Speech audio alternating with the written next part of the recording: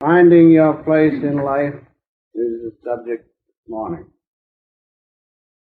Before we consider that subject, I would like to point out one important thing. It is this, that we should realize that every human being, every one of us, is an expression of the vast, great Spirit itself. Although there does not seem to be any visible connection, still each one of us manifests that omniscience and, if we will, the power of the Spirit itself.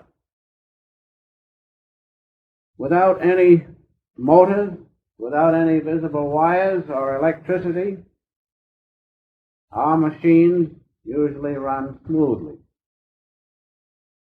And all the fine functions of the body, the assimilation, respiration,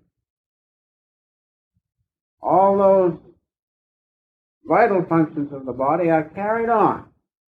Even air conditioning goes on, so that whether it's hot or cold, blood temperature, body temperature remains the same. And this all goes on without any seeming connection. The force of Spirit is in us. We are radio controlled, so to speak, like airplanes. But in that control, not only is the force of God, but His consciousness itself. I like to remember that illustration by Dr. Carroll about how, in the case of a perforation of the intestine, nature, if you call it that, will cause the person to become unconscious, thoroughly relaxed, and then that loop in the intestine will turn over and lay against the perforation and seal it off, and it will heal. Showing that without doubt, each and every one of us is an expression of the vast and great Spirit itself. And so as we proceed, remember that illustration as we discuss this subject, finding your place in life. We should definitely find out our life path. But how to do this? By analyzing children or the present life to see what is our natural bent. What is the natural life that we should follow, the natural path that we should follow in this life in which we find ourselves?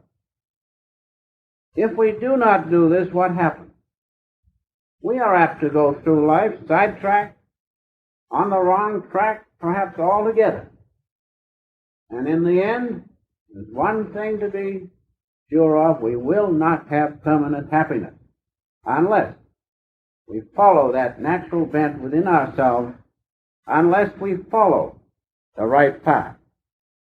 And so, with that in mind, the first thing we must do is to balance our idealism with the practical part of our life. Now, many people make money, you know. They make money, and they become so attached to making money, and finally to money itself, that the idealism is forgotten. That is not right, of course. And yet, on the other hand, we find people so idealistic that they want to sit right down, do nothing but dream and think of God, and who cares about their obligations and so forth. That is not right either. It is much better to accept your position, which karma has given you, your position in life, and work it out together with your idealism. And so you can see there must be a balance between our idealism and our practicality.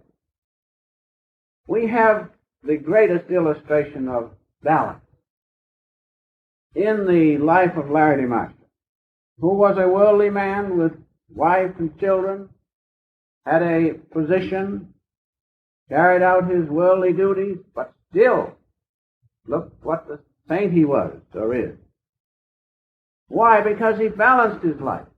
And even after he received the great illumination from the great Babaji, even after that, still he went back and was in the world, but not of it. And he gave great spiritual help to many, gave them the Kriya initiation, gave them the way to go back to God. That is one of the greatest illustrations. Of course, in making money, I have explained that some neglect their practical duties for their idealism. There must be a balance. It is far greater to win carrying out your natural obligations and find God than it is to throw them over and then search out for God. Because you will not find Him. There has to be a balance. Because in this drama of life, we have certain obligations which are necessary in the drama.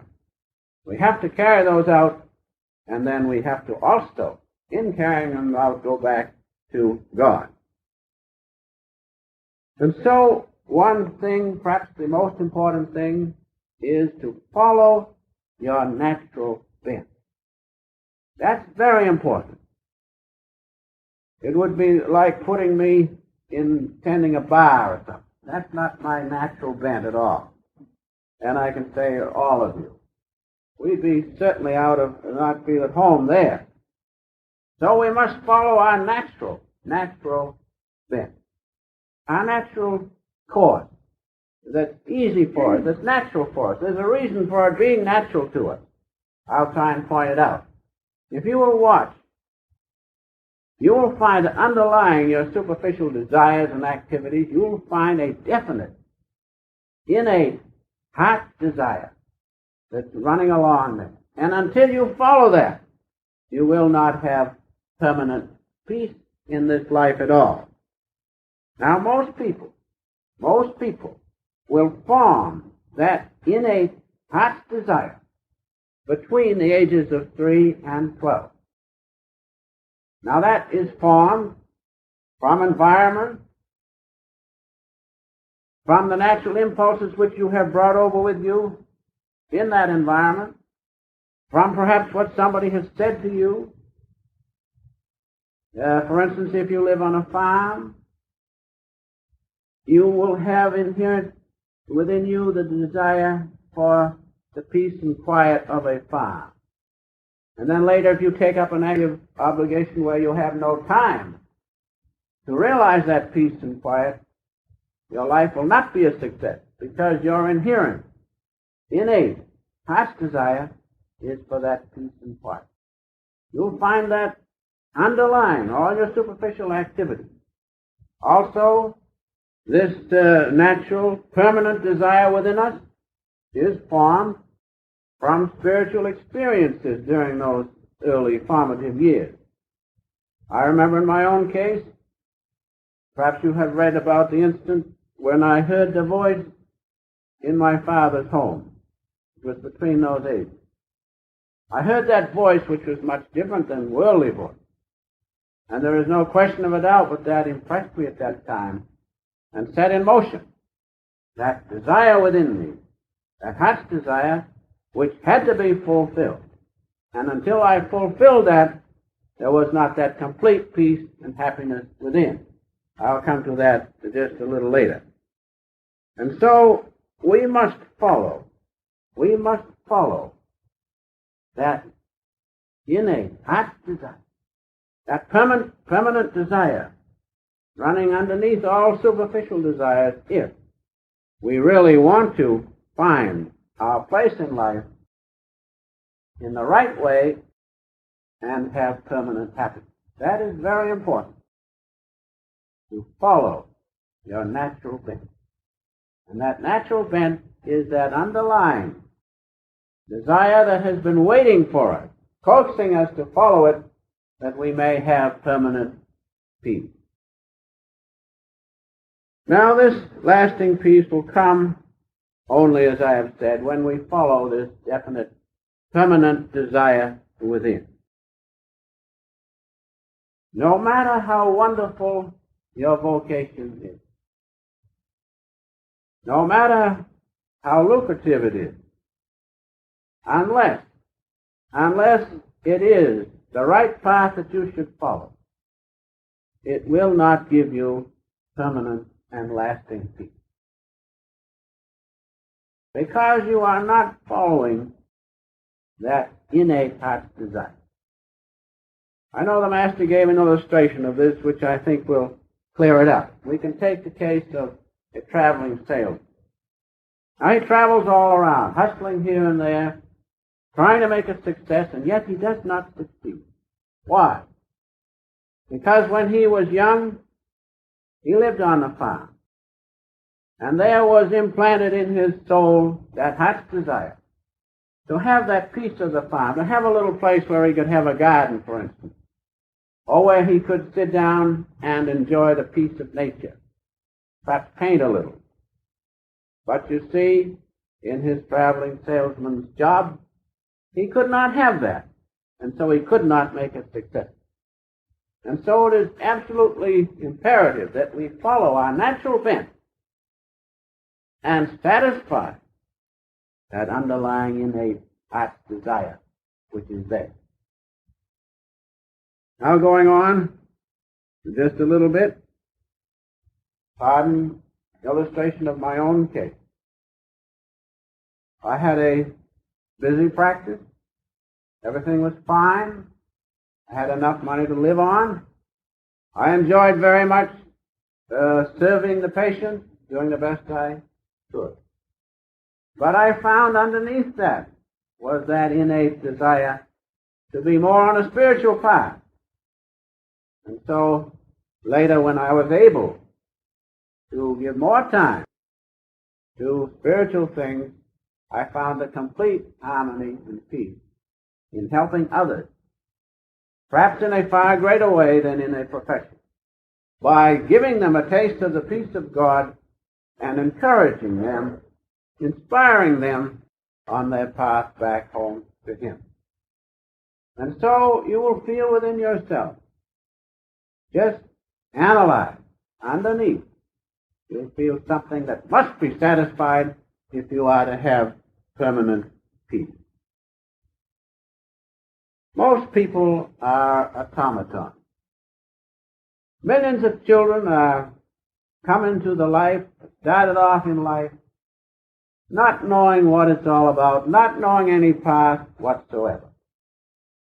Aimless journeys in life is the lot of most people. They do not even know what path to follow, let alone that.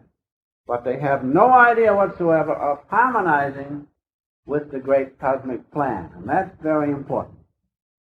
There are two parts to this life. One is our own path which we must follow to satisfy that inherent desire, and the other is that we absolutely must conform to the divine plan of God. These things are essential. And these people, most people, not only do not have the understanding to follow a natural path, but they do not even think of conforming to the great plan of God. That is very important, as I will point out. So our part we must play. It must be played, and it must be played right. And this is important. No matter how small your part, no matter how small it is, if it does not fit into the great plan of God, the great cosmic plan in this drama, the whole cosmic plan is interfered with. You can see that easily. Now remember, this is God's dream. This is His dream. So we not only have our own part to play, follow our own path, which will give us happiness, but we also have to contribute daily to that cosmic plan. Remember, this life is God's dream. Now you are sent here for a certain reason to play that part. And if you do not play it well, you are interfering with the whole cosmic dream. If you have your own dream, and you set out certain characters in it, each one to play the part, if they play the part correctly, the dream is right. If they do not, the dream is not correct. And so remember, each one of us was sent here to play a definite part. And unless we play that part well, we interfere with the whole plan of God, the whole cosmic dream. If you analyze yourself and find out your proper path, as I have tried to point out, you will have permanent happiness and peace. And you will stand, remember, as God's actor in this dream of life. As his actor to inspire others on the road back home. You'll give them peace and happiness. And remember, there is no joy whatsoever like that peace and joy which comes from inspiring one to go back to God, to go home to cosmic consciousness. There's no peace, there's no joy like that. And so remember, if you play your part well, not only looking to your own comfort, but to the comfort of others as a part of God's dream, you'll be acting as his actor to give people peace as they return home to him.